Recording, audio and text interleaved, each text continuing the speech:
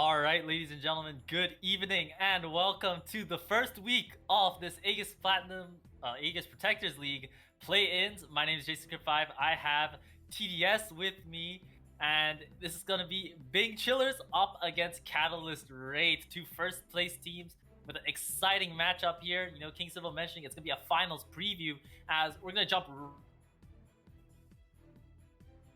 and a potential first pick Ahri here for the side of CW. What are your thoughts so far, TDS? Well, the fact that the draft went by so quickly kind of surprises me a little bit, but the Ahri first pick, I've seen a couple of teams opting into the Ahri first pick. I feel like she's a champion that found her stride currently in the meta. She's really good with picks. Her resets are so valuable in teamfights, especially because it comes at a time when her cooldowns are back into position, so she can be really valuable. And I feel like she has really good push against certain champions. Now, I feel like she can get comfortable if you pick her so early, so it's not my favorite first pick. And there's still a couple of champions here and there that I would still rather take over her.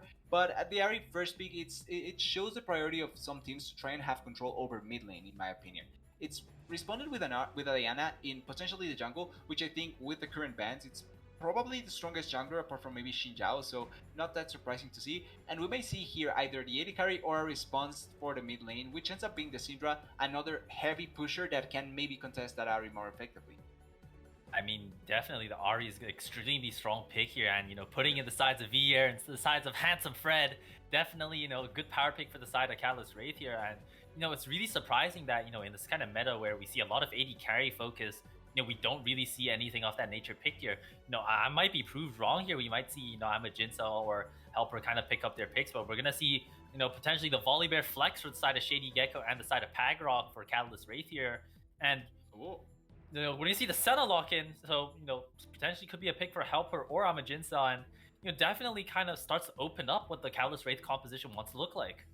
Yeah, and I feel like it also helps with potentially adding a flex to that Bolivar, because now with the Senna you can play Bolivar in the bot lane as well. That's an option that exists thanks to the Senna. Now, I don't expect it, but it would be fun to see. Now we need to see what BCS does opt into, because I feel like, okay, when into the support position, I was expecting maybe a little bit more AD, since I feel like support you can leave it until the end to get a really true meaningful, especially when you know what the whole bot lane will look like. But I like the Blitzcrank. If you have champions that can burst out someone out with the Blitzcrank, it works out marvels. And I feel like pairing it up with the Syndra already does do quite well with the Blitzcrank. I feel like against the Senna, against the Ahri, even though she has her rush, if you can get one hook down, it can be really detrimental for the Ahri. So it can work out as a really great champion.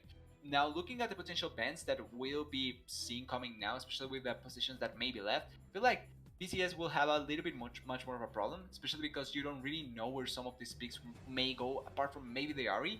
So it's going to be tough trying to just single out one position to ban away. I feel like top lane would be the safest one, because it's kind of like the one that you least expect these champions to go through, apart from Bolivar. And on the other side, see that Catalyst Wraith does need to focus on the potential for the top lane coming through, because I feel like that's one of the areas that you want to ban away potentially. Yeah, absolutely. And, you know, speaking of things that, you know, we want to ban out, you know, banning out Hypnotic Scruffs Irelia, definitely a very prominent champion that he did kind of feature last season in the Aegis, you know, in the Protectors League. So, you know, definitely targeting that out, getting it off the table is definitely a good start, especially since Big Chillers have a really magic damage heavy composition. Now they're going to go for the Jhin ban here, which opens up King Civil for that Ezreal. We're going to have this Ezreal Blitzcrank in the bot lane, but, you know, Catalyst Wraith have definitely set themselves up in a way that, you know, they can get counter picks in the positions they want. There's still a lot of flexibility in their draft, and, you know, Big Chill is showing off, you know, they want to go for the picks. They want to go for catching someone out with the Scout of the Week, getting that rocket grab onto, you know, a Catalyst Wraith member and kind of harassing them and poking them a lot with that damage. Now, we're going to see the Scion hover here. Now, this probably would be going in the top lane for the side of Pagrock, and, you know, we're going to wait till... more support, if I'm honest. Yeah. Because of the Senna. I feel like this just makes it for the Senna Scion bot lane pairing, and in that case, like, it becomes much more easy for the bot lane to kind of survive the Blitzcrank, because if you get hooked as a Scion, you really don't are scared of your life if you're in front of an Ezreal and a Blitzcrank. So I feel like that's the idea. And leaving top lane here, I feel like you need a little bit more damage if you're opting to top lane Camille. works out really well here, and it also locks down champions with mobility like the Ezreal. Even if he has Arcane Shift, it's much easy to get onto the backline thanks to this Camille, and now the Ahri has an easier way to try and get towards that backline as well. So I really like the Camille pick, and I like the Sion pick as well for what we talked about with the Blitzcrank. You need someone to be able to withstand the hooks, and if he gets hooked, it's not going to be the end of the world. Now for BCS, they are left with a top lane counter here. I think Aatrox may be an option, but I don't think it's going to be it. Okay, Wraith as a counter pick. I mean, Big Chillers definitely have a draft where they have all their champions like kind of in a way that they can look for picks. They could play the Graves through split push, but the problem is you look at the beef that Catalyst Wraith have. They have that Volibear, they have the Scion, they have the Camille even, and that's a lot of frontline set up for the side of Vier and I'm a Jincell to be able to kind of poke through and use as a kind of meat shield to buffer through a lot of that damage on towards the Big Chillers side. I don't think Catalyst Wraith are really gonna be scared if the Volibear or if the Scion or if the Camille even get hooked, because it gives them access as frontline to kind of just wreak havoc on towards the lineup of the side of Big Chillers. And one thing I'm definitely looking forward to is seeing Vier on this Ahri. There's a lot of priority placed on towards this mid lane pick, and as much as Ahri is an amazing champion, I'm really surprised to just see the non-meta non-meta things come out in the AD carries. We don't see the Jinx, we don't see the Zeri, we don't even see the Caitlyn or the Aphelios, which are kind of the big four in terms of picks. So I'm really excited to see this battle between two top teams and where their unique draft ideologies are come into play. Yeah, it's interesting seeing how both decided to opt into the draft. And I feel like after everything we've seen in the draft, I feel like Catalyst Wraith ended up getting a little bit more of an advantage than that of BCS.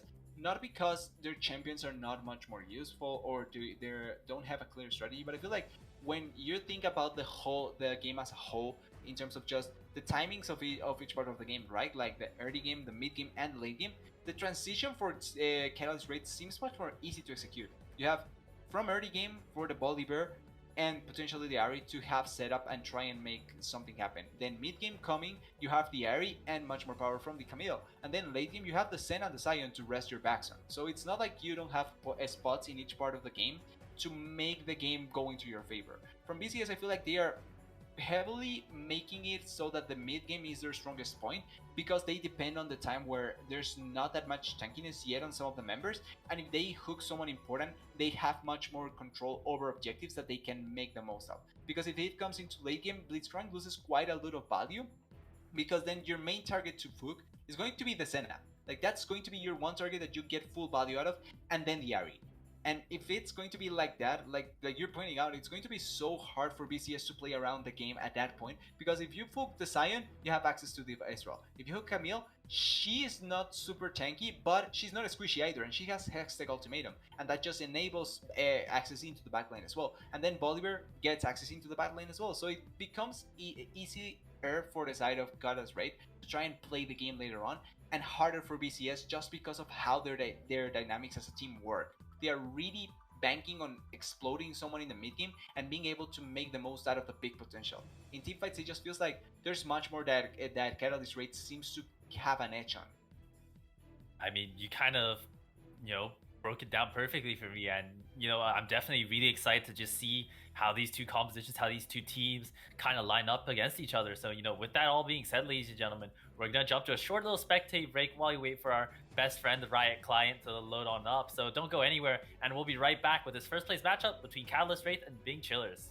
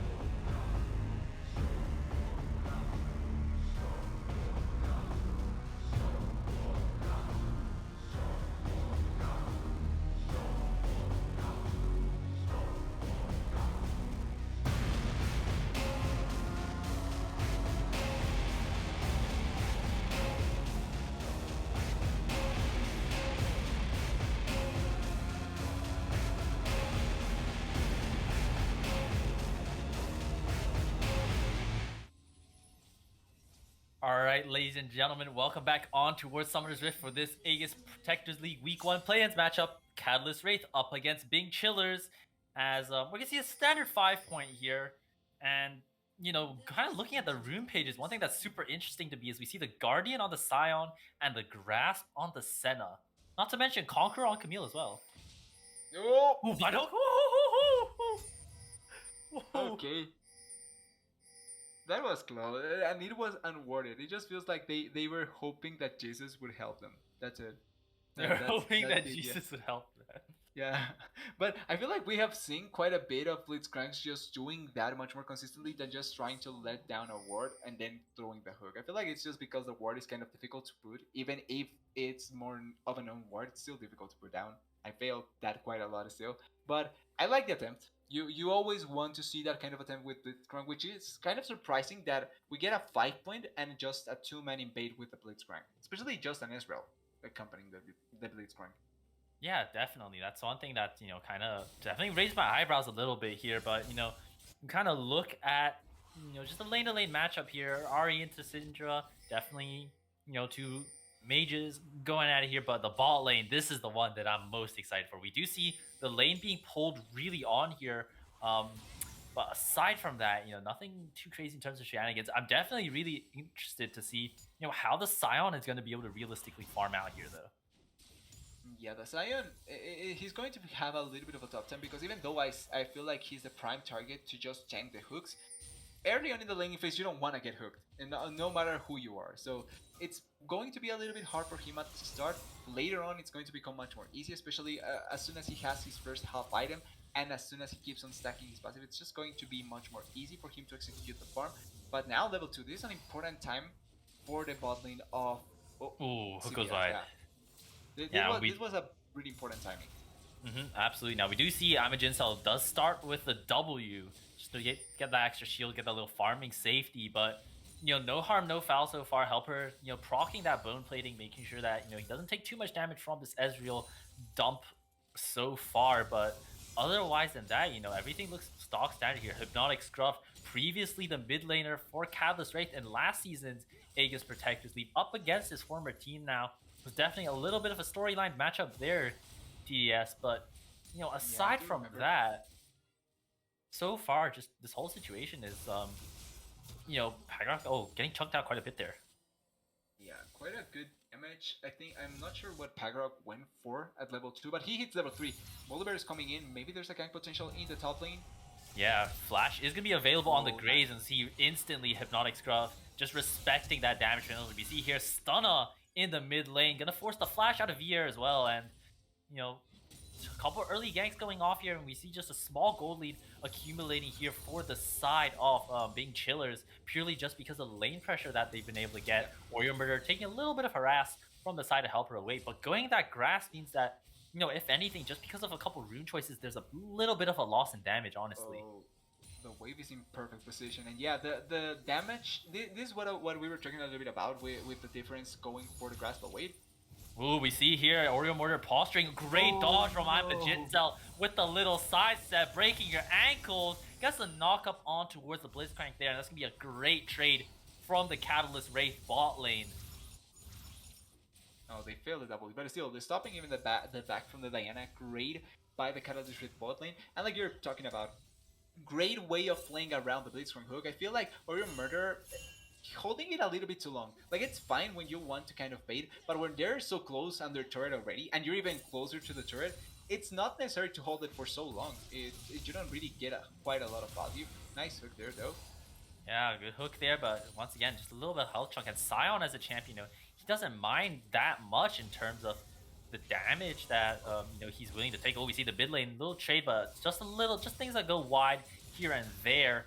But you know, still no first bloods yet on the side of either team, and definitely a situation. Oh, we see the EW not really used the way we imagined their TDS, but They used the W previously, yeah. Not really achieve the E from the Zion, I mean. So not really achieving much, but it's a cute attempt, setting up maybe for later. yeah. No Ooh, we flash. see the mid lane here though. Stunna flashing in on towards VR here. The charm does go on towards the Diana there, but first blood going over towards the side of them. But we see Jinsel taking a lot of damage here, forced to flash away. Helper trading back damage on towards the side of Oreo Murder, but it's a 1 versus 2. Senna into Blitzcrank and Ezreal. All the damage is dumped out from that bot lane duo from the side of Big Chillers though. So it looks like that's just gonna be that for now. We see Helper might want to look for a re-engage. The W goes wide here. Bot lane Shady Gecko trading away with Stunna on the Diana. Both proc their shields out, but nothing yet after that. And just like that, first blood going over to the side of Devo, and VR down a considerable amount of CS now.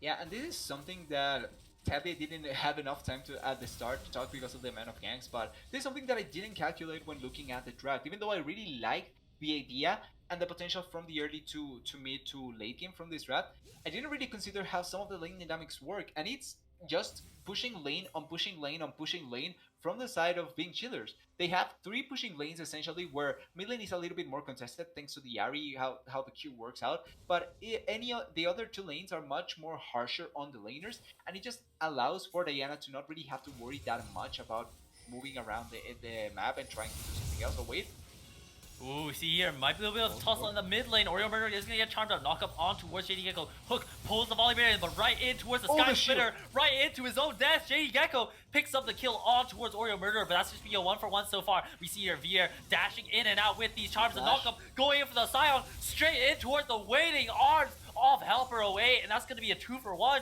for the side of Catalyst Wraith, putting themselves back up on the map.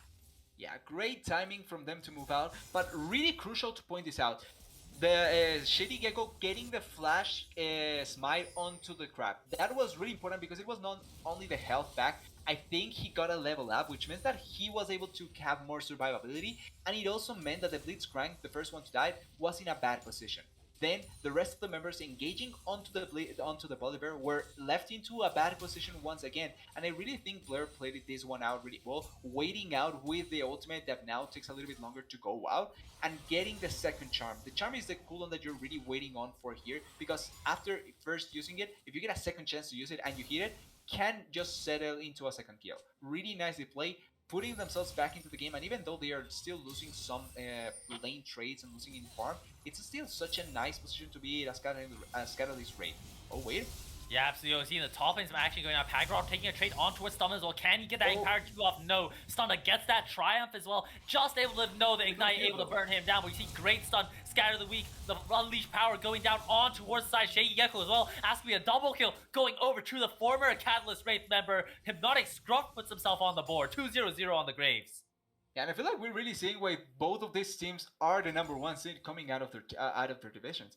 It's not only because they have good players that can play around, but look at the timings that they are playing with. That was a gank attempt from the side of Catalyst Wraith, responded correctly by the side of Big Chillers, especially with the roam from Demo, pushing the wave, getting into position, and simply not allowing for the bad trade that they took at the start with Diana dying to fall into nothing less than 2 kills for Big Chillers. Really nicely played, and it's a tier for tat for each team. It's getting responded really nice, and I think we're Ooh, we see more action going on. The Unstoppable Onslaught going in on towards side Oreo Murder. Only level 5 on the Blitzcrank here. The Aftershock able to buy a lot of time. The pull going in on towards Helper away, but is there enough damage from the side of King Civil? The heal able to buy a little bit of help. E goes wide from the side of the Senna. That's going to be the passive proc, and a kill going over to the side of King Civil. Extremely tight fight in the bot lane. And this is kind of the thing that you expect out of the Ezreal. The safety that he does provide, and why the Camilla is going to be so crucial because of her Hextech ultimatum. She's going to lock down that Ezreal. But that play... Speaking of, trade going up the top lane. Sorry, yes, just some health going back and forth. But back to what you were saying. Yeah, no, I just to finish on the bot lane, that trade was so nicely played, I want to say by both bot lanes. We get to see the combo out of the Senna Sion that we were kind of expecting, really nicely executed, and then we get the play from the enemy bot lane, from Big Chillers, responding accordingly to the situation. Yes, they didn't have level 6 on Blitzcrank, but I think that plays better for their bot lane. Oh wait, level 6? Yeah, they're gonna go for a top lane dive here. Hypnotic Stop gonna use the end of the line to dodge out on one part off the deck. Stuck down, goes over to Pagarok. Really well played Tardai, using that volley bear ult to draw away a lot of aggro. We see here Vier canceling the base of Demo here, and the bot side Stunner is going to trade away that Dragon in return for the kill going over top lane. Yeah, that means that she's not going to have a lot of kill pressure, at least for the next minute and a half. And trading not only the Dragon for the Herald, but also now the plates that are going into the pocket for Catalyst Wraith. Honestly, better trade for Catalyst Wraith in my opinion. But another trade, maybe. Oh, Senna? Yeah, Senna gonna get knocked up here, but Amajin just acting as a bastion in that front line there. This Scion just seems so unkillable already. It's only 10 minutes in the game, you know. It just takes so long for the side of Ezreal and Blitzcrank to be able to melt through that health bar, which is definitely very important. We see the mid lane here. Vier might be in trouble with the charm going in on towards the center. Great flash dodge out on that moonfall there. And Vier just escaping with the skin off his teeth right now. Ezreal from downtown, sniping out Vier. King Civil picks it up from all the way across Summoner's Rift. 360 snipe from the bottom lane into the enemy jungler. That was so nice from King Civil. And I'm not sure if they had, I think they may have, because there's a ping ward into the enemy jungle, so there was a chance that maybe she was spotted after before she was going away, and they knew of this potential position of the Ahri, but still, such a nice kill to get, especially because they committed quite a bit to try and get the kill on the Ahri. Yes, you flew the flash from Blair, but it was still 2 ultimates that potentially could have been down for getting a couple of kills later on. So the fact that you are actually able to capitalize on that and get a kill on the Ezreal, a champion that actually values the gold, is really, really important for being chillers. And this game really doesn't stop. They are getting kills on top lane, on bot lane, on mid lane, and it's quite fun to see from both teams.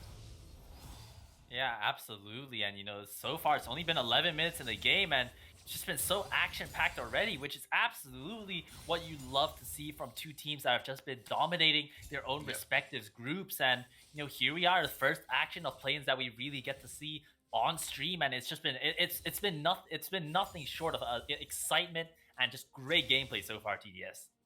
Yeah, it's been great, and I feel like this kind of tempo where it's kill and kill and kill and trying to get the game going kind of beneficiates the side of being chillers, because their composition, we talked about this, spikes quite well in the mid game, which means that if they can push the tempo of the game, keep making it faster, the mid game is going to force quite a bit of skirmishes and fights. And if that's going to be the case for the side of being chillers, it's going to work marvels. If they can make the game go as fast as possible before 25, 30 minutes, that means that they are going to get their strongest point of the game before the side of Catalyst Wraith, and the value that they will get is just simply going to be higher.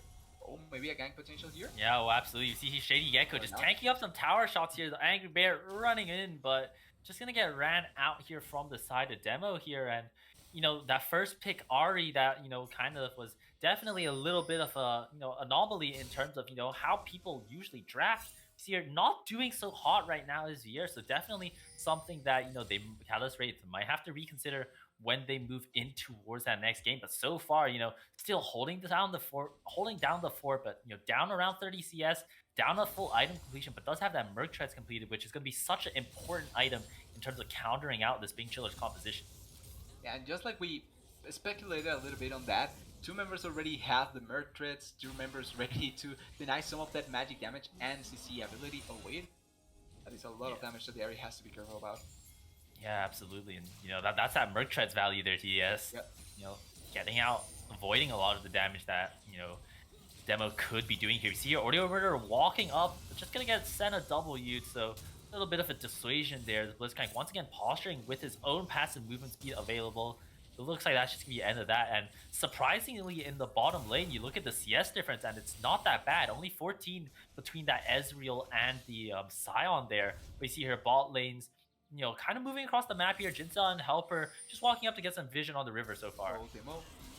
Yeah, Demo might be in trouble there. Pagarok going in, does get the stun on towards Camille as well, but the volley bear from behind gets the shutdown on towards the Syndra. Now we see a fight in the bottom lane as all going down as well. Ian coming over, Hulk up towards the Senna though. Great angle from Oreo Murderer, but the Senna E Shroud is going to keep everyone nice and, kind of cloaked away. So definitely a great look from the side of the Bing Chiller's bot lane, but well played from the side of Dallas. Oh, they're gonna go for the play though. Ultimate coming in from the side of the Senna from downtown, shut down on towards the Ezreal. Has to be a 1 for 0 so far, 2 for 0 in the overall map play. Oreo Murderer gonna fall down as well. Double kill going over towards the side of Catalyst Wraith.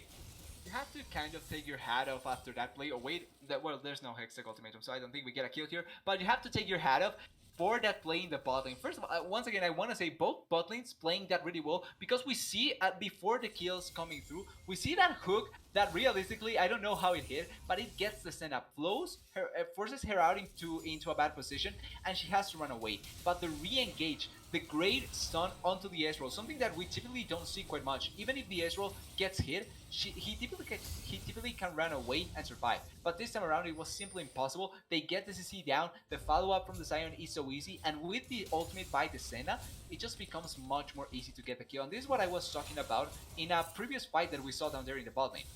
The Senna level 6 is much more important than that of the Blitzcrank because of the shield and the extra damage value that you get. So this time it's much more easy to get the kill, it's much more easy to get more value in the fight, and you just simply get not only the kill but the extra shield to survive. A great way of playing from the bot lane, and a shutdown going into the hands of the Senna as well. Maybe it was a strategical inting that the Ahri died in the mid lane. Yeah, potentially. Always see trade in the top lane here. Pagrock definitely getting a lot of auto attacks on towards Hypnotic Scruff here, but going back to what you were saying, TDS, there's definitely just, it's definitely really, no, speaking of interactive, Helper Wade is going to get interactive gameplay here, shutdown going over towards the side of Demo, and I was just going to mention how the Senna Scion is just really good at deathlocking whoever they can, target, a W into Scion ult, into all this other varying forms of CC, definitely is a good way to get off kills, but another way to get off kills is simply just walking straight in towards that Syndra EQ, getting full combo here. We see VR might be in trouble as well. The Everfrost gonna root onto 3, but at the cost of the Ariel. We see here a fight will break out here. Rift Herald going over to the side of Shady Gecko here, but a fight breaking off. Hook on towards Pagrock. Shut down going over towards the Syndra as well. That's a lot of money in the pockets of Demo right now. And as much as Callous Wraith were able to pick up that Rift Herald, they have to run away with the tails between their legs. Yeah, and getting the Rift Herald after plates coming down, it's not the most valuable trades in my opinion, and I feel like the moment that they were going for that Herald is quite questionable. It's after the Senna just died, which means that the map currently has more members standing for the side of being chillers than that of Catalyst Raid, and when they were going to respawn, that play kind of starts with a pick from the Ahri, but she's forced to use ultimate before they even get a lot of value, so I need to be really careful here. Oh, King Civil. Oh, getting a lot of poke on towards Iwa Jinsel here, but just able to survive. It's just dancing such a fine line between life and death here, TDS. Yeah, even though he's tanky, like still those Ezreal Qs hit quite hard, and he's not yet full item. Now he just completed the Frozen Fist, but he needs more armor. He needs to keep on stacking that passive.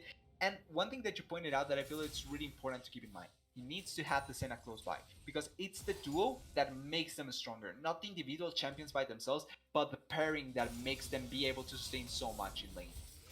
Yeah, absolutely. Oh, this might just be a deja vu scene right here. We see here Pagrock trading heavily, gonna use that Hextech ultimatum. The Volley Bear ult is not available, but that's fine because Shady Gecko is just gonna pick up the kill there.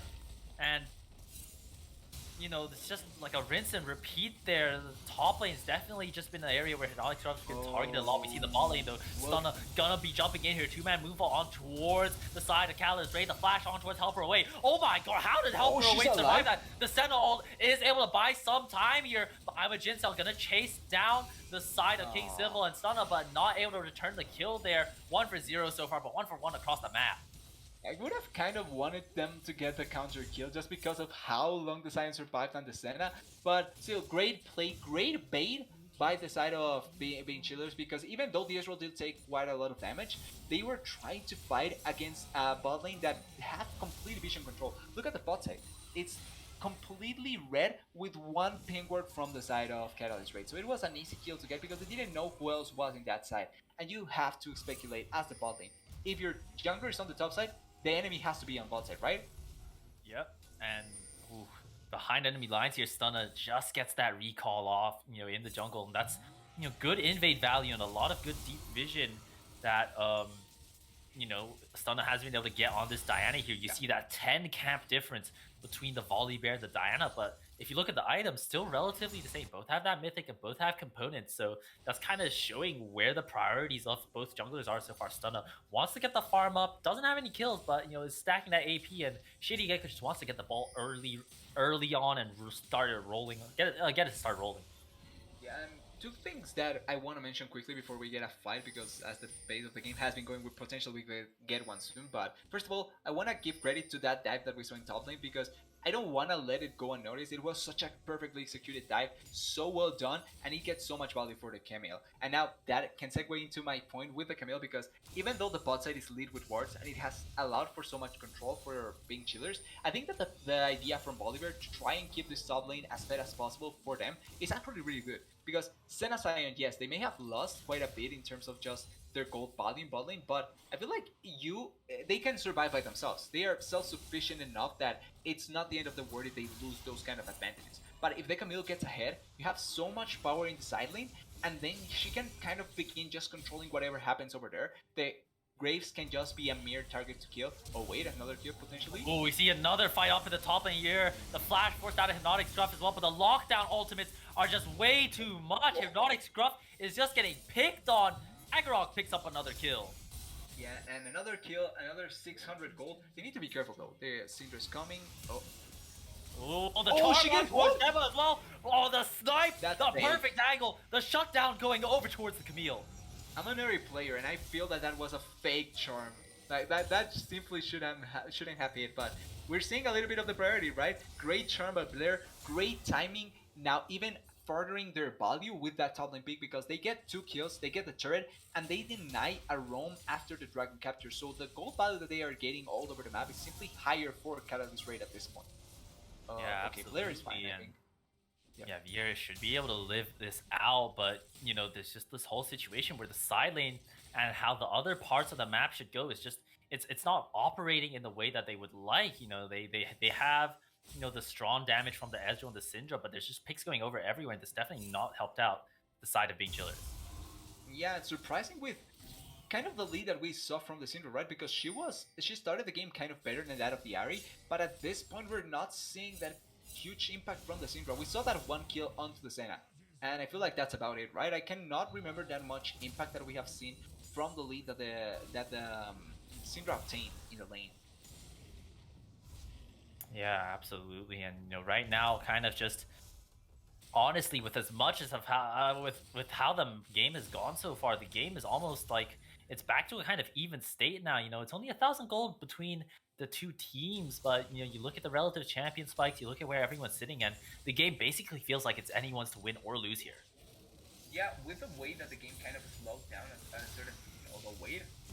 Oh, we see here, they might look for a play. Oh, flash on towards the center, just like you were talking about, TDS. King Simple picks up the kill on towards Helper. A lot of teleports coming in on towards this mid lane as well. Pagrok forced that back out, and that's a really low Camille right there. Big chillers might have just chilled their way in towards a winning fight. Picking off the kill on towards the center, getting that mid tower, absolutely huge for their priority right now. Yeah, this was their timing and playing with the flash aggressive and as from the Blitzcrank. Importantly, the Senna didn't have flash, so they had to pull the trigger off, and they gave the full value out of that. Also important, the Ahri and the Bolivar were not close by. Ahri doesn't have teleport, Bolivar obviously doesn't have teleport, so it's just an easy play that not only can they pull off, but they can follow up quickly, because the only member that was missing was the Graves. They get the kill, they get the push into the turret, and are setting themselves up to try and control even more the lower part of the map. Oh wait, Suna? Yeah, Stunna might get caught out. He used the Proto Belt just to dash out, but that's a really farmed up Diana. And, you know, as much as she does have that Zhonya's Hourglass completed, that Volibear is sitting nice and pretty too. 2.5 items, gonna go for that Spirit Visage relatively soon. And, you know, just when we were saying the game was looking even, it is literally even now, TDS. Yeah. And I feel like that is, like we were pointing out, this still beneficiates more the side of Catalyst Raid just because of how their composition works. Like, their power spikes are not set with a mid-game power, with mid-game power. They can wait a little bit longer and they will still be fine. The main problem is going to be for being chillers that are much more dependent on that mid-game power. Oh wait. Oh, play in the top side here, just been trading between the Camille. Oh my god! Camille. Press Cho'Gath R. She didn't even expect the damage. That's why she didn't follow up with an ultimate or something like that. That's how I feel with the Camille, because she just walked backwards like nothing happened. Yeah, absolutely. Just kind of, you know, all in the day's work for a champion like Camille here. But, you know, still gold is just 700 between the two. And so here's that kind of, you know, mid to late area that we're talking about that, the side of Catalyst Wraith wanted. They wanted where their front line basically becomes unkillable. They have their back line that can dump out damage, and it's starting to look like that's gonna happen here, TES. Yeah, they have one more win. I feel like they have one more window of opportunity, or to be fair, two. This dragon coming up, and the Baron that I think they are going to potentially fight. Also, I kind of didn't mention this, but I feel like I kind of went over it as well. The fact that it's a Mountain Soul, this is so important for the side of Catalyst Raid and Being Chillers, because Catalyst Raid getting if they get this, that's essentially game over. There's simply no way that you can go through a Scion with Mountain Soul. Then on the other absolutely. side, Oh, speaking of going through a Scion, they're gonna look for a fight here. Wait. The field is on towards the side of the demo. The Hextech ultimate is separating everyone here. The Volibear ult coming as well. That's a lot of AoE and a lot of bodies falling down, TDS. 2 for 1 so far for the side of Catalyst Wraith, but Shady Gecko looking for the chase to shut down, going over on towards him on the Ezreal. That's gonna be a 3 for 1 fight for the side of Catalyst Wraith. An absolute explosion of a team fight. They find the angle. They were in the jungle. They knew that the members were close by. They had vision. They went for the member that I feel it was 2 members that they can go for, the Ezreal and the Syndra. But if Ezreal has a tough time trying to escape with all the mobility that he has, imagine the Syndra that has flash and that's it. She wasn't even able to use the flash. Got collapsed, got killed, great pick, and the teamfight was simply easy to follow up because you're lacking so much damage. The Scion is in front of the Senna, and it was an easy follow up into that. Also credit to Bolivar. He 1v1 essentially the Ezreal. But that was such a great moment for Catalyst Raid, and it's potentially cementing their potential win at this point in the game. Not really want to call it yet, but they are in such a good spot. They are heading gold finally. They have the second Drake in their hands, which means that it's not going to be a soul soon enough, and the game is going to take over 30 minutes soon. Yeah, I mean, it's definitely reading out to be like that. And, you look at the items that are starting to take shape. You have Camille on 3 items. You have Volibear on 3 items. You have Ahri, who, only is sitting on 2 items in Spirit Change, but still provides a lot of utility in these fights. You have that Scion with that Frozen Fist, with that Frozen Heart, looking like... It doesn't look like you can kill the Scion with those 2 items, DDS. Yeah, I was sorry, but I just saw the Senna trying to hit the plan, and I was like, I don't know about that. Yeah, I don't know if that's the fight we on. But speaking of something you don't want, Shady Gecko just forces the Graves ult just by the presence. Stunner flashing in though. Does gonna have that ultimate dodge down, but the hook on towards the Senna once again. But is that enough damage to kill the Senna? Yes, it is. In the bottom half, the King Civil and Tembo are gonna be in trouble as well. And this looks like a lost fight for the side of Big Chiller this year. Come here, VA. Come here, says VA. The shutdown going over towards the Ahri as the utility. That's the dancing in and out the Ahri provides. Rock picks up the kill on towards Oreo Murder, and Hypnotic Scuff up against his own team. 1 against 4, not gonna be for long. Double kill going over towards the Camille. Has to be the Baron, the ace for Catalyst Raid. Yeah, the ace, the Baron, potentially the game. And yes, Senna may have died, but who cares about support life, right? It's not that important. On the other side, your team is winning, and that's what really, really matters. And that fight starts with a pick idea from the side of Catalyst Raid.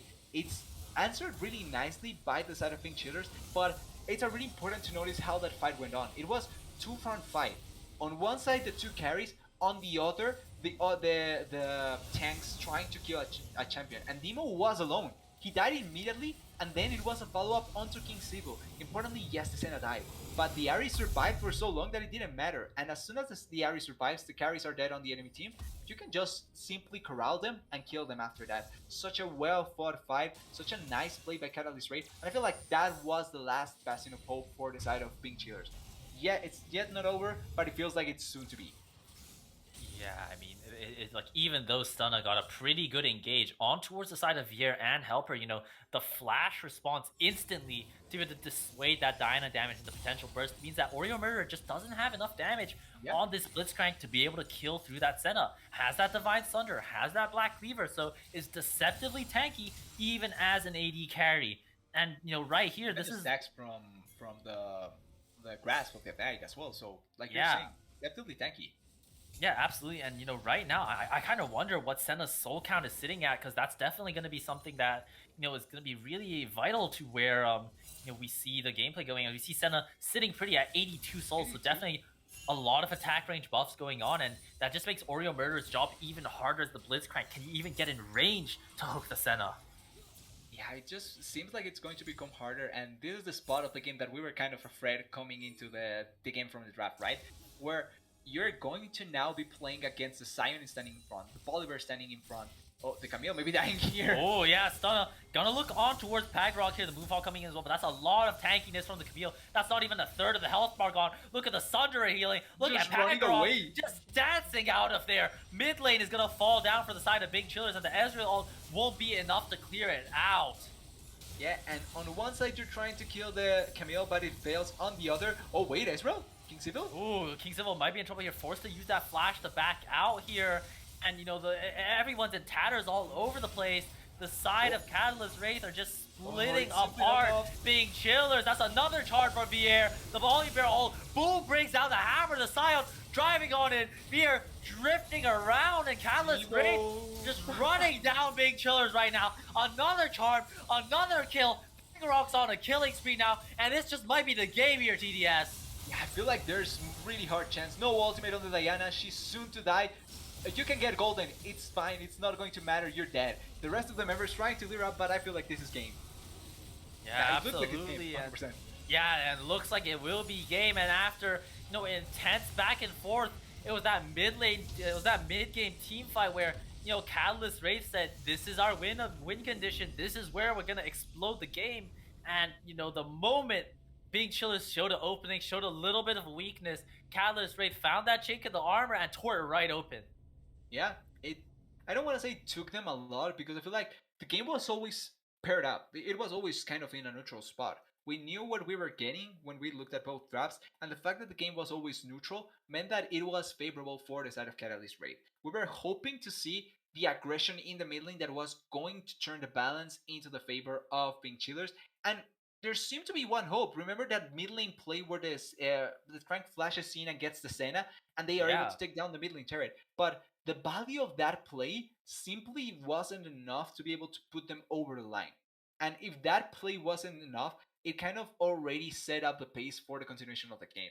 And Catalyst Wraith just understanding their composition, waiting for the timing, controlling greatly the vision on one side of the map, and as soon as they saw the opportunity, press the go bottom, they get the kill onto the Syndra, and it's just history after that point. Great game by Catalyst Wraith, great draft, and if they can get something similar, we talked about this, I feel like the Senna or the Blitz or the Sion is getting banned this game, because I don't think that you're willing to let that ball lane go, not because it's super strong, but because even the goal that you get down there is simply not realistic to what you're actually getting out of the Senna and the Sion later on.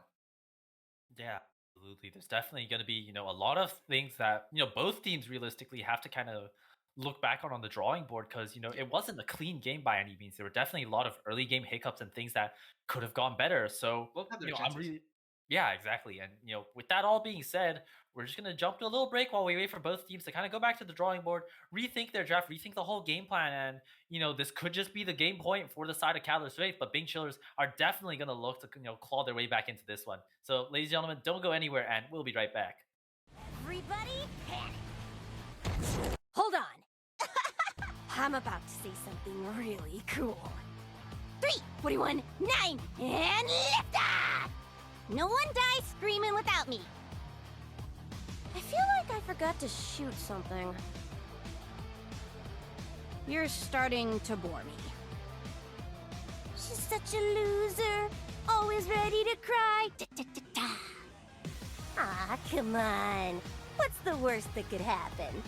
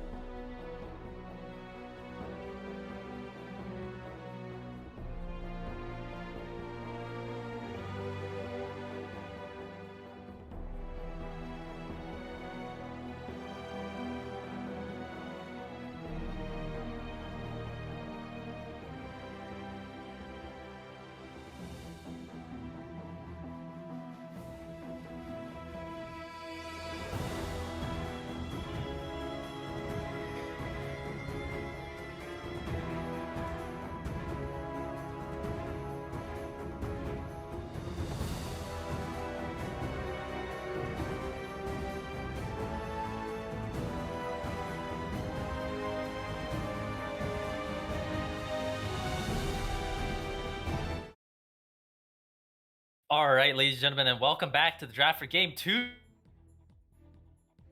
going to be on blue side this time, and kind of looking out at the bans here, we see the Vex Respect ban onto the side of Vier, and we see the Akali ban onto the Respect ban for Hypnotic Scruff as well. And kind of going in towards this game too, are there, what do you think in terms of adjustments, in terms of pick priority? What do you think will change this game?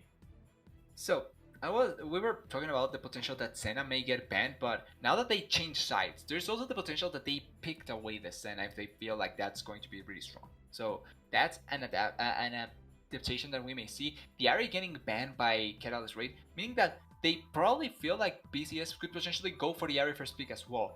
And just goes to show how valuable some of the teams may think the Ari is. She did show off in some moments, but at the start of the game, it wasn't really looking that great for her. It really was after the first 10 minutes where she could finally get an impact out in the lane. So I'm kind of surprised to see it like that. But speaking of picks, it's Bolivar getting first pick for being cheaters, so taking away the jungler that we saw from Catalyst Wraith in the previous game. And I think that this may opt into either Diana or Xinjiao being in the position for Catalyst Wraith. Now, I don't know which one. Jarvan 4 kind of does the same to Bolivar. Early ganker, tanky later on, great ultimate to initiate, and does provide some kind of leasing similarities but better team fighter, which I think for Catalyst Wraith, how they played in the previous game, can probably be much more beneficial. Yeah, absolutely. The J4, notorious for that early ganking, three camp, and to just straight run into your face there.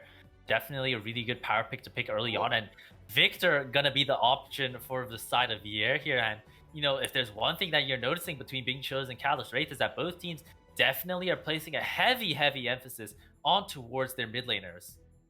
Yeah, they pick early on the champions of the mid lane, but important, the kind of champions that they are picking. They are opting into mages. Bane was banned away in the previous game, by the way, so that's why we're seeing it actually getting picked here. So it's going to be Bane. Interesting how it works out. But speaking of the mid lane, they opt into the mages in the mid lane. The previous game we saw the counter pick being the Syndra, but it wasn't really a super huge flashy counter pick. It was just mainly trying to factor into the lane. Now we need to see what does happen in the mid lane against this Victor. Syndra could be the play once again, but there's instances where you may think Yonich just try and be as impactful as possible against this Victor may come through. And it's the bot lane getting picked. Bane Nami, I'm not sure how this bot lane works, so honestly, I'm kind of curious how the dynamic would be. Is it similar to Lucian or is it something else? I think definitely, I don't think it's going to be similar to Lucian by any means. Lucian has that kind of burst damage in the early levels as an 80 carry, but Vayne, we saw it get banned in that first game. And, if there's a reason that Bing Chillers want to pick it early on, it definitely means that King Civil is extremely confident on his Vayne. So picking up Vayne, Nami, a great support in terms of being able to put out pressure in the lane. And Catalyst Wraith going to opt for, I'm a Jinsel's namesake champion, picking out the Jin here, which is definitely, an appropriate response, I would say. Now we're going to see those mid lane bans come through. The Syndra is going to be removed here off of Bing Chiller's hands. Yeah, I feel like it looked like to be the prime candidate to be the counter pick against the Victor, so it makes sense that we see it banned. Orianna may be an option as well there. We may see Sylas, just because I feel like Jarvan and Victor's ultimate is not a bad option for the Sylas, but we need to see what does it ends up being opted into in the mid lane. Now, speaking for the Jhin, it was banned away in the previous game, so I kind of understand why they're opting into the Jhin. And in this game, you already have a really heavy damage dealer in the late game in the form of the Victor, so it's not like you need that consistent damage dealer in the form of the Jhin later on. So I feel like those two complement each other quite well. We need to see the bot lane pairing though. I feel like maybe we see an enchanter so that they don't lose the push against the Bane Nami. Something like a Karma may potentially be there. But I feel like with Jhin, you do like to pair it with tankier champions, kind of like Iona and Nautilus, which are the champions that tend to be favored in the bot lane. Although this is now a game that I think the Blitzcrank would be great for Catalyst Wraith. Just pair it up completely. Absolutely. I mean, you see the Camille and the Senna banned out, so Bing Chillers don't want a repeat of kind of, what that last game is. And I'm just looking over at the lobby chat right now, and, Bing Chillers kind of read the mind of Catalyst Wraith, banning out the Senna and, removing that pick. They're going to have to opt the Karma pivot. Yeah, so they opted into the Karma, just like we discussed, the potential of just the push being much more in favor of you. I feel like that's what you tend to value in the bot lane, and this also allows for Jarvan to have much more control over the bot side. If there's ever a 3v3, I also feel like you favor the Jhin Karma Jarvan 4 in the early stages, just because of how much burst they do have earlier on compared to the Vayne and the Nami, and the Bolívar, even though he can go against the Jarvan, is not going to feel the same way, especially if you're losing power in the bot lane. Now, Big, it's amazing. This is a champion that I feel like in this game against the Jarvan 4, it's going to work marvelous. And having the Event Horizon as well against champions like Jhin and Victor that don't have a lot of mobility is going to be marvelous to have as well. And to close it out on Irelia, I really feel like this game would have been great for Blitzcrank. Now that we see the full composition, just thinking about every potential hook that you can get and how much easier it would be to just kill these champions would have been amazing. Yeah, definitely. But one thing is that Irelia is Hypnotic Scruff's kind of signature champion. Did get banned out in that first game, and we're gonna see it unleashed here. And same thing with that Tryndamere for the side of Pagrock. So going into this game too, both teams are kind of saying let it loose, fellas. Show me your kind of best picks. Show me what you got. Bring out those spicy picks. Bring out those picks that you're so comfortable and so panted on. And just looking at the drafts on a whole, there's a lot more comfort. There's a lot more of just what each team's own flair is and in terms of what they want to be playing, and it's going to be shown off here, which I'm really excited to see. Yeah, I feel like adapting both teams into something a little bit with different flavor from what we saw in the first game. Being cheaters have a little bit more of a late game idea. They do have good powers in the stages of the game, a little bit less in the mid game in my opinion, because I feel like you're really banking on either the Irelia or the Bolívar in that point. But late game is going to be great with Irelia later on as well. Veigar and Vayne are going to be destroying a lot of the later stage of the game. And I think that changing that up from the side of being cheaters. From Catalyst Wraith though, I feel like there's much more emphasis now in the earlier stages as well, with the mid game and early game being quite a priority, especially down in the bot side. But it's not like they lose out on damage later on. Victor and Tryndamere can do quite a lot of a struggle later on. And I think importantly for this game, the Event Horizon is going to be something that it's going to be so massive. That if you are able to play around as Catalyst Wraith, around that Event Horizon, be able to use the Tryndamere so that it never gets stunned, you kill 3 members quite easily as the Tryndamere. Like you can legitimately destroy the backlane just by the Tryndamere. But if the Tryndamere and the Jarvan ever get stuck in the Event Horizon, I feel like that's a teamfight that being cheaters will essentially win. Because if those two die, there's no real threat that you can actually feel from the Victor, the Jhin, and the Karma, and they are easy targets to kill with the Irelia, with the Bolívar, and even with the Veigar. Yeah, absolutely. And speaking of things that are easy, the easiest part of these games, TDS, is waiting for that spectator delay, because I'm dying to see how we're gonna how both teams are gonna play it out once we're loaded on towards Summoner's Rift. So with that all being said, ladies and gentlemen, don't go anywhere, and we'll be right back with game 2 between Bing Chillers and Catalyst Wraith.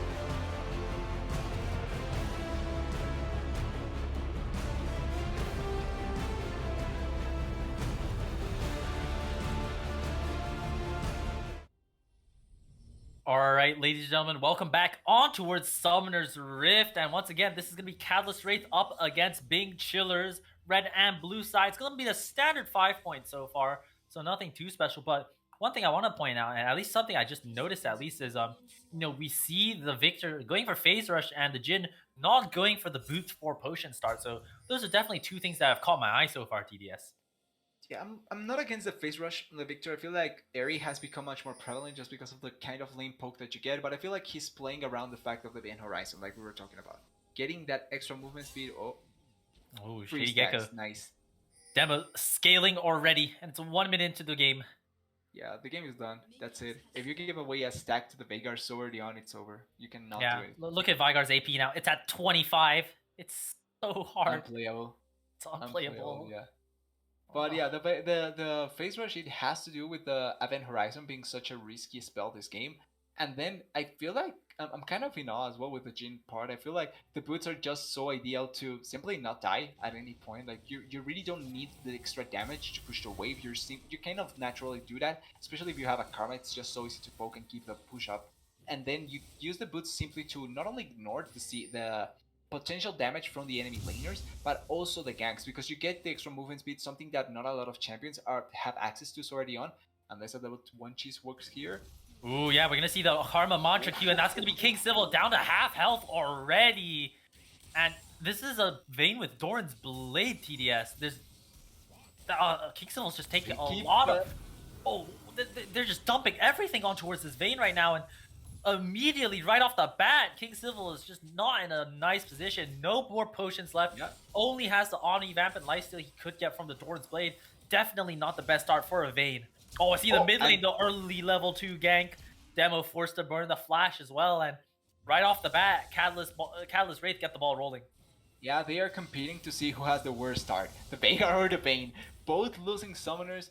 Both having to start in such a tough lane already with so much push on deficit. And we talked about how the boots on the Jin lacking there. It was kind of surprising, but it's much more surprising that the Vayne started for the Doran's Blade. You know that you're going against a lane that will poke you out. The fact but speaking of TDS about this, we see Tagarok might be in trouble in the top lane stun. It does get that flash down. Tagarok does have flash, so it looks like that will just be a flash trade. And this top lane matchup is so pivotal, like you were talking about in the early draft, like we were talking about while we were just letting the game load and getting ready to start. Whoever can pull out the lead in top lane can definitely dictate the tempo of the game. And right there, burning a flash really early can definitely help that matchup swing one way or another. Yeah, the thing with the top lane matchup, even though it's a great gank by the Bolívar, is that we kind of expected that it was going to come from the Jarvan ganking there. But since Jarvan focused on the bot side, on the mid lane as well, coming in, Tagarok. He focused on the bot lane, on the mid lane as well there. It kind of deviated himself from going towards top side. So look at actually the pathing that the Jarvan kind of took. He went red buff into then the bot lane, into then the 2 camps in the bot side, and then he got the gank in the mid lane. Mid lane again, a gank by the Bolívar, not really achieving much, no flash blown, and now Jarvan is trying to get a gank here. The problem is the wave is not in such a good spot. Yeah, we see the Mantra Q going wide here, but Warrior Birder might be in trouble to condemn. Burns him away from the Nami bubble. The flash forward from Jarvan. First blood going over towards Helper away, and King Civil gonna be exhausted under tower, taking a lot of damage from the side of Jincell there, but once again able to live it out. Oh, the flash follow, not able to get the kill. That's gonna be some tower shots going the way of Jungler's gonna help push out the wave, and great start so far from the side of Catalyst Wraith. Yeah, even I could have predicted that flash in with the 4th shot. I feel like that's just something that happens with the Jin, right? But still, great play by the Jarvan. Great. Oh! Okay. Oh dear. Well, that is not a good start for the Vayne, but look at the bright side. The Jin doesn't get any kill. So at least it's not the worst of situations, but it's certainly not the best.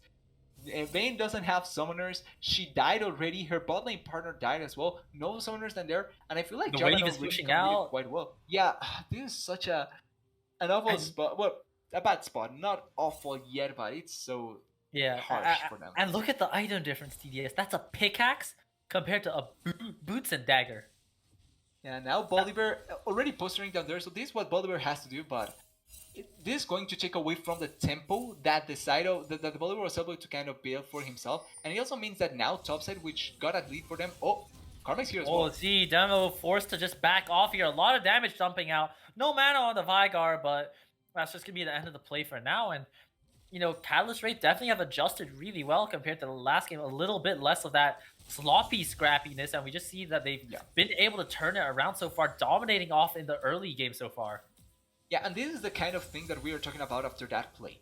The play doesn't necessarily net them a kill, but it's a play that you can pull off because you have the tempo of forcing the Bolivar down here. The Bolivar is now stuck trying to kind of help their bot lane, which means that you have avenues to go look for other parts of the map.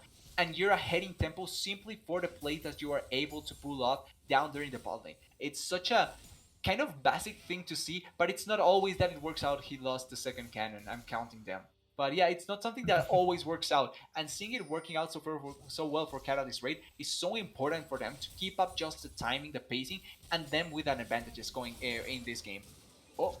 Yeah, absolutely. We see once again the tether going in on towards King Civil here, and this Vayne is just in a world of hurt. Heal burned out. One more auto attack that Ignite takes away. Helper is on a killing spree, carrying out the team 3-0-0 on this Karma right now. It's gonna be an early 2,000 gold lead for the side of Catalyst Wraith. This ball lane is looking like a disaster so far. Yeah, he's no helper. He's getting helped by the Jhin. He is the carry of the team. 3-0. And even though it's a bad situation, it's not the greatest that the Jhin is not getting the kills. Like, he's still getting farmed. Look at the difference in farm. 20 CS ahead, getting played, using the tempo correctly to get this dragon. It's such an important early game lead for the side of Catalyst Wraith that even though the gold doesn't show it, this is really, really impactful. Because we're not talking about any AD carry, we're talking about a Vayne.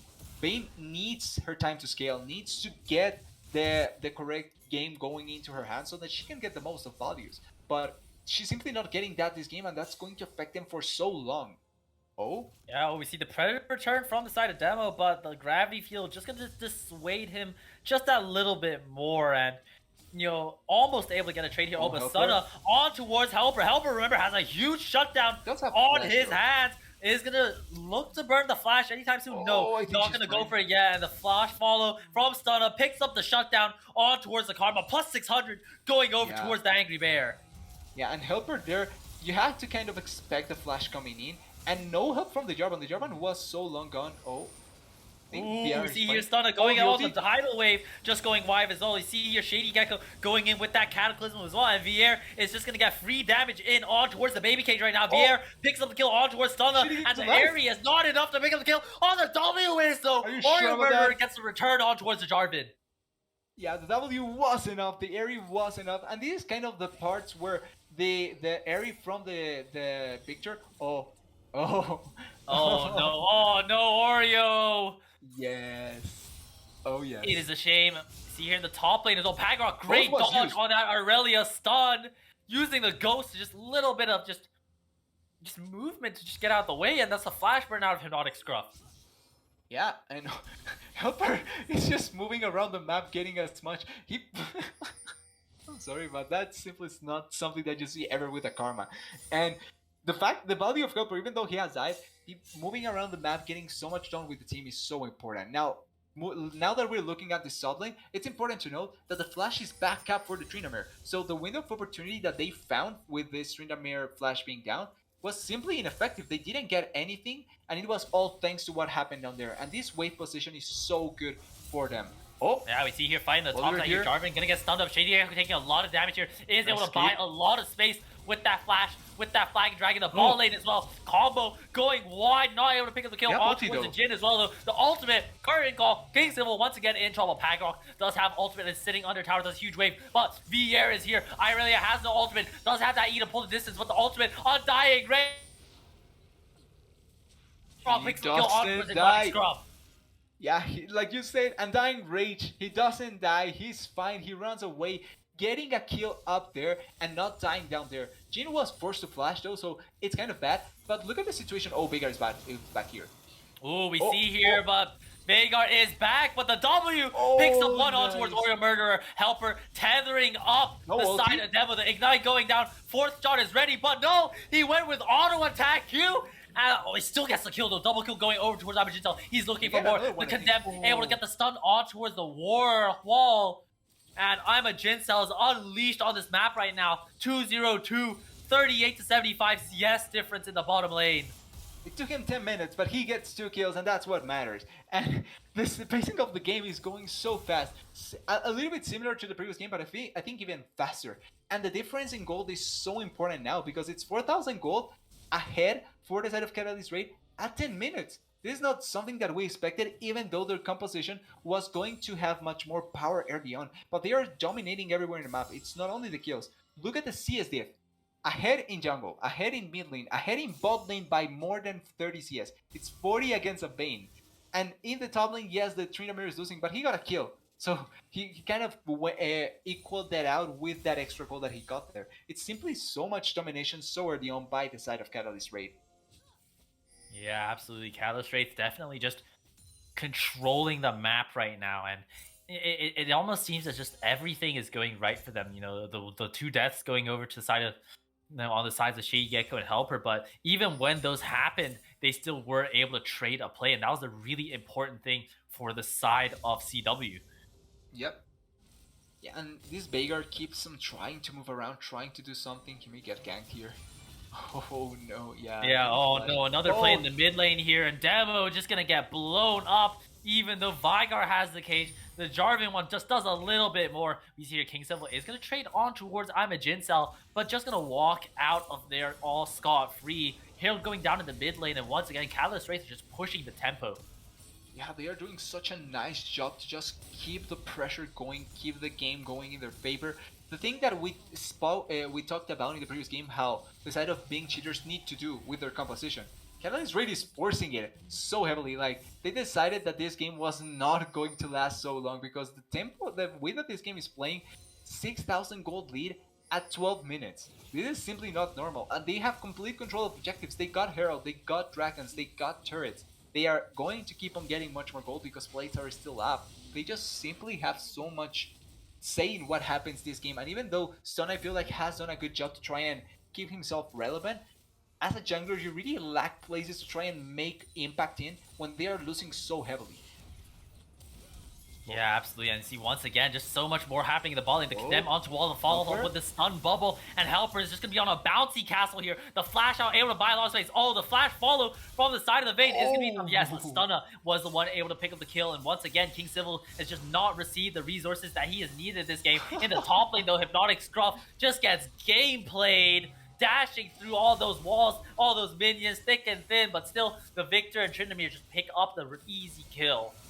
Yeah, imagine being the ultimate wasn't even used by Pagor, by the way. The Dying Ring is still up. They can die for this.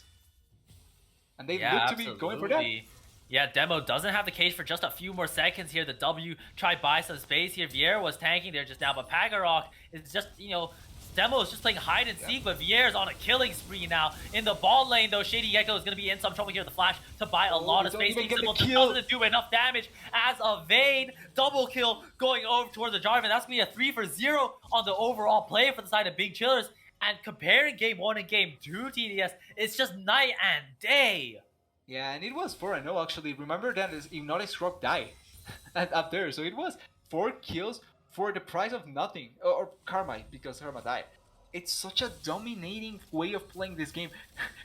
Kind of this Wraith, Hera saying that they won thanks to a really nicely drafted composition, and decided that they want to just a stat check. They want to show everyone that they are the best team, and are simply winning in such a dominant fashion that it's so surprising. This is not something that we expected coming into this matchup at all.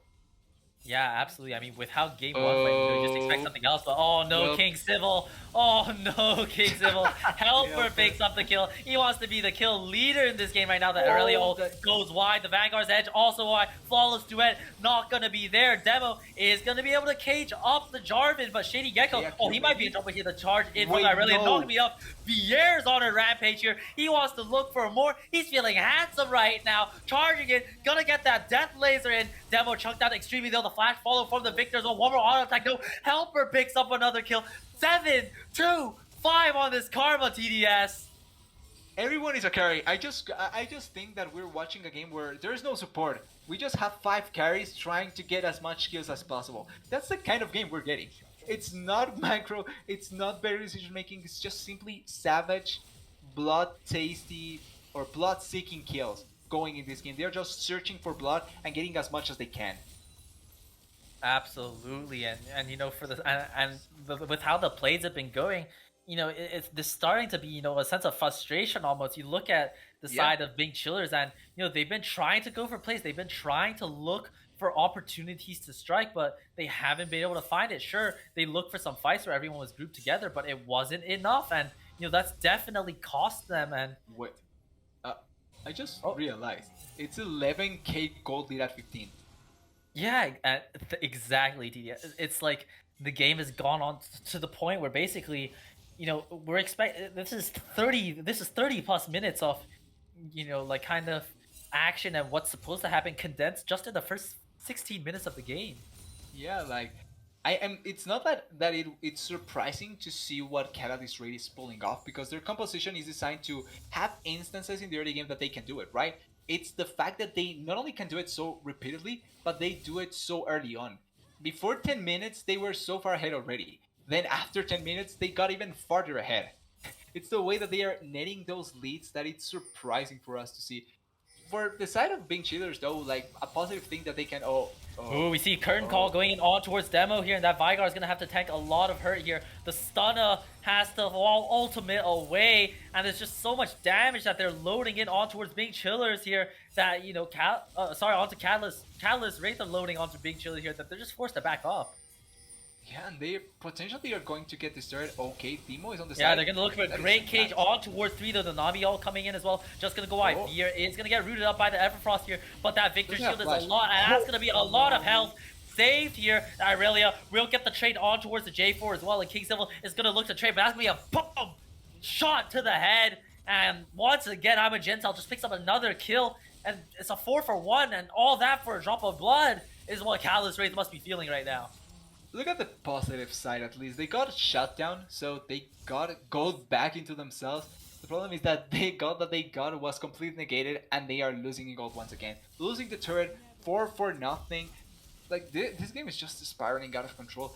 That was such a good attempt by the side of Bing Chillers to try and turn it around, because the cage was coming from an angle that Catalyst Raid wasn't expecting.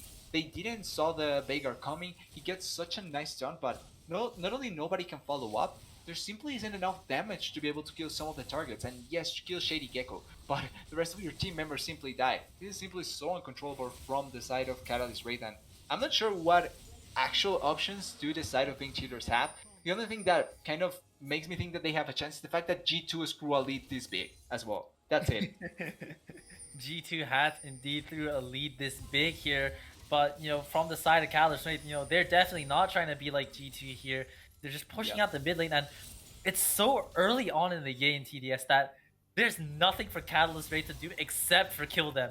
And that's exactly what they're planning to do here. Everfrost gonna control the side of Pack Rock away, but the flash of hope for Stunna, not able to pull anything off. Jinsel is on a rampage now, 4-0-6, 4-0-6 inside of Year as well, 8-2-8 on the Karma, and it's domination map wide for the side of Catalyst Wraith right now. They're definitely making a statement so far.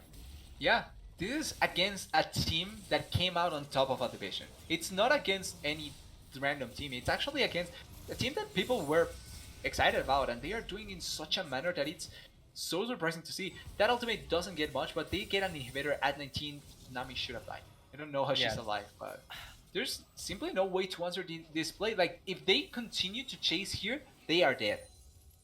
Yeah, absolutely. And it sets up Catalyst Wraith so well, because with the Baron Nashor coming up in around 40 seconds, oh no, Stunna might be in trouble again. The root on towards the Volley Bear as well. The Force being off the ultimate once again. But that roar from Tryndamere, able to buy a lot of space, and so is the Tidal Wave buying a lot of space. But King Civil into that Vayne ultimate as well, and oh no, King Civil, oh no, not again. Helper is unstoppable. Flash from Shady Gecko, just gonna look for the chase on towards Demo here. Does have that flag and drag available, and Demo gonna get slowed up by the Frozen Heart as well. The ultimate able to buy a lot of space. Shady Gecko can't look to chase anymore, but it's gonna be Helper on this 9-2-8 Karma. flashing in on towards his Vigar, and it's just all formality at this stage, TDS. It's looking more and more doomed for the side of Big Chillers. I feel like we're waiting for how long Big Cheaters want to stay in this game. It's the kind of thought I'm getting. Not trying to say that they don't have a chance, but if I were to put it in percentage, it's like trying to wait till the 99% of something completed, right? Like when you're downloading something, it's on the 99%. You're waiting for it to get completed, even though it's 99%. It's going to take a while, but it's there.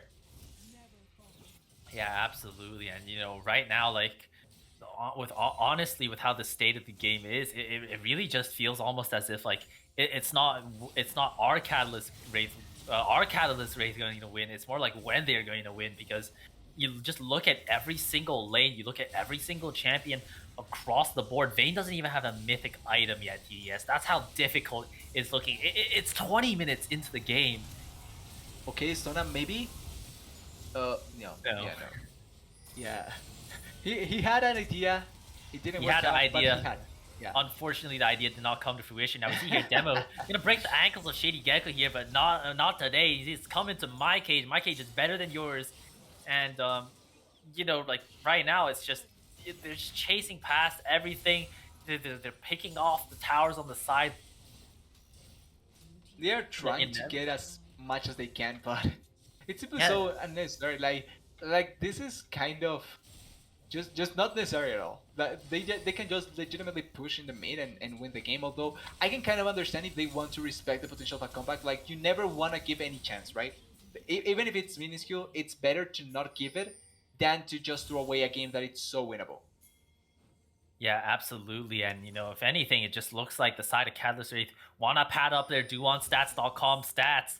They want to make sure that they're not leaving out anything. They want to make sure that they're in position to be able to pull off a clean win, knock over any throws of any sorts, and it's definitely looking to be that way.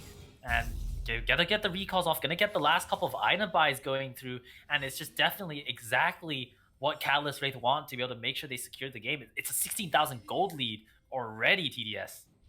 Yeah, it's simply so high that it's not something that I feel like we have seen at any point in the season yet. Now, I don't think no team, even against the much weaker teams that we have seen in the group stage, have gotten taken so down, and this is simply something that wasn't expected at all. But Catalyst Wraith are playing it so well. Not only their early game aggression, but even their controlled aggression later on. Like, yes, there was some moments that they realized that they are so far ahead that it doesn't matter, but even the respect that they are giving, taking those backs, getting stronger, and then coming back to win the game, it's something that a good team does. Like, you don't just throw your lead like that. You wait, you get even stronger, and then destroy them, break their necks, essentially. Yeah, absolutely. And Vier wants to do exactly that. Look at the damage he's just outputting on towards the side of Big Chillers right now. They're going to go for the 3 inhibitors here. Are they going to back off here? Which, okay, you're going to get the soul, I feel. This is just a little bit much. This is a little bit overkill here. I mean, it gives the side of Big Chillers the time to farm out these minions on the map, get a little bit of XP funneled into them, but it's still just so difficult. You look at the mid lane, 2-level difference. You look at the jungle, 2-level difference. You look at the 80 carries, 2-level difference as well. There's just so much that both teams kind of have, one team has and the other team doesn't. That it's just hard for Big Chillers to even think about what to do next. Yeah, the only place that is ahead is Aurelia, being ahead of the Trinamir. Oh.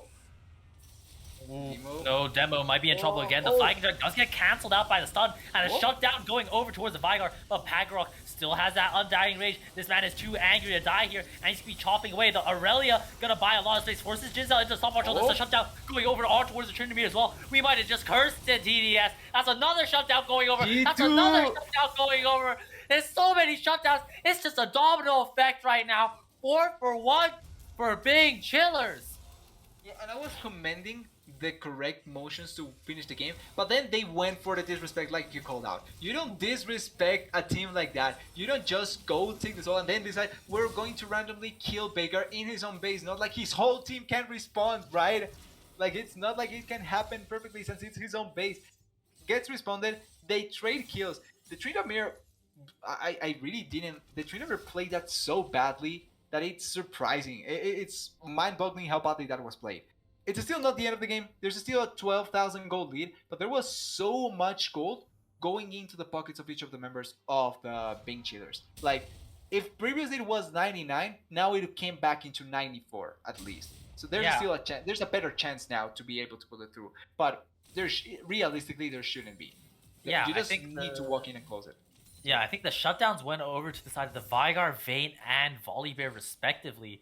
So it's definitely a lot of money going in towards the Vigar and Vayne, which are your scaling carry threats, which are the champions that you want to have gold on.